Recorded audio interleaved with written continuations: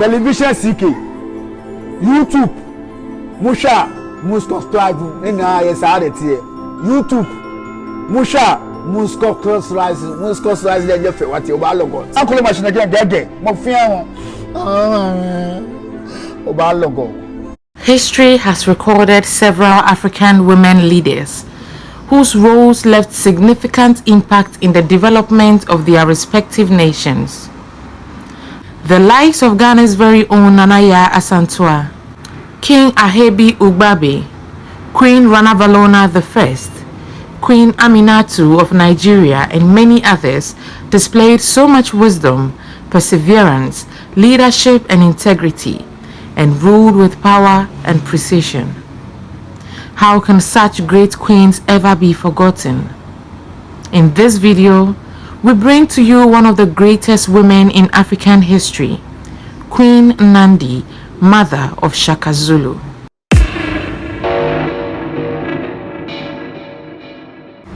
Queen Nandi was born in 1760. Her father was Bebe, a chief from Ilangeni. Nandi was impregnated out of wedlock by Senza Gakona.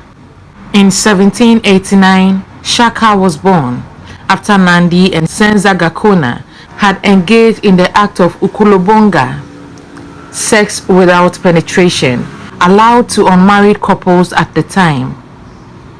Needless to say, Nandi and Senza Gakona went beyond ukulobonga, resulting in Nandi's pregnancy. When the Ilangeni people announced to Senza Gakona and the Zulu tribe that Nandi was expecting a child, the Zulu replied through a senior relative of Senza Gakona that the girl was not pregnant, but rather suffering from a stomach ailment caused by the Isaka beetle, an intestinal beetle on which menstrual irregularities were usually blamed. A few months later, the Zulu prince was born.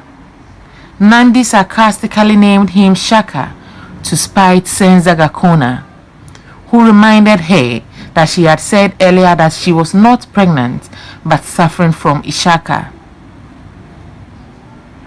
Nandi intimately referred to Shaka as her Umlewana, little blazing fire. From that very moment, Nandi suffered great humiliation, rejection, and disparagement. Women of the Ilangeni and praise poets and singers also didn't waste time in denigrating her. They called her names like the floater, whose thighs are never pressed together except at the sight of a man.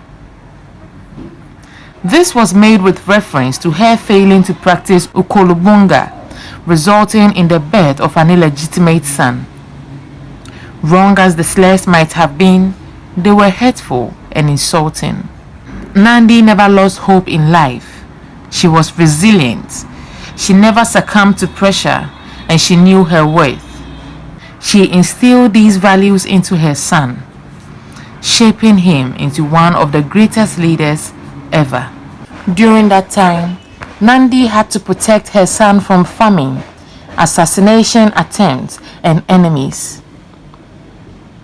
Nandi moved her son to live amongst the Kwabe people.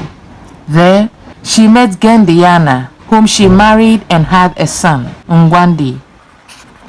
Nandi's stay amongst the Nkwabe people was not pleasant at all, and this forced her to leave Nkwabe to live amongst the Tetwa people. Nandi was warmly welcomed by these people.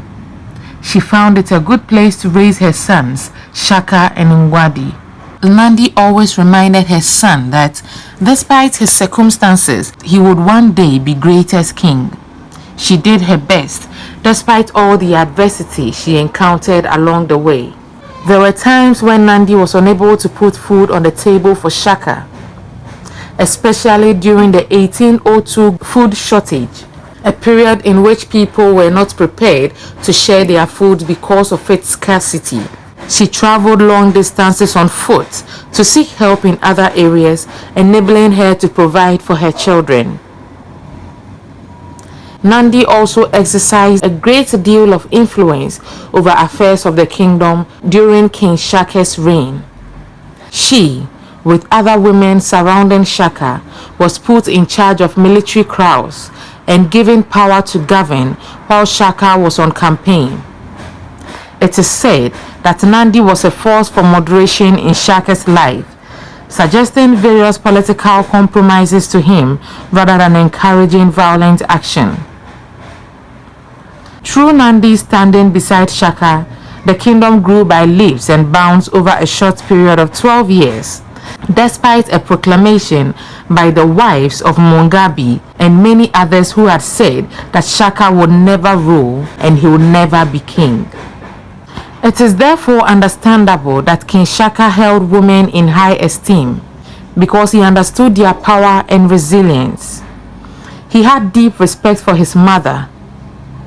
This was witnessed by the period known as Isililo Sikanandi, or mourning of the death of Queen Nandi, the declaration of the longest mourning period where those who showed insufficient grief were executed.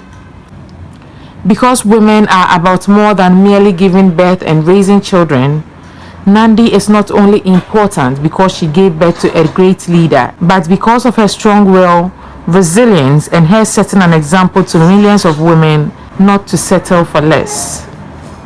History has recorded several African women leaders whose roles left significant impact in the development of their respective nations. The likes of Ghana's very own Nana Yaa Asantewaa, King Ahebi Ugbabe, Queen Rana Valona I, Queen Aminatu of Nigeria, and many others displayed so much wisdom, perseverance, leadership, and integrity, and ruled with power and precision. How can such great queens ever be forgotten? In this video, we bring to you one of the greatest women in African history, Queen Nandi, mother of Shaka Zulu.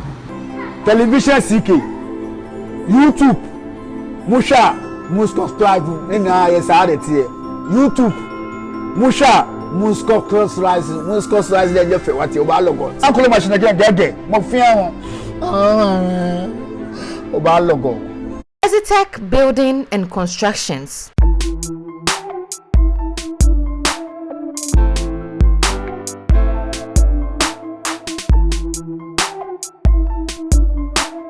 For your building, construction, and architecture designs, please contact Ezitech Building and Constructions on 0243 987 117 or 0204 510 800, or send them an email to greymarking@gmail.com. Ezitech Building and Constructions, your #1 construction firm.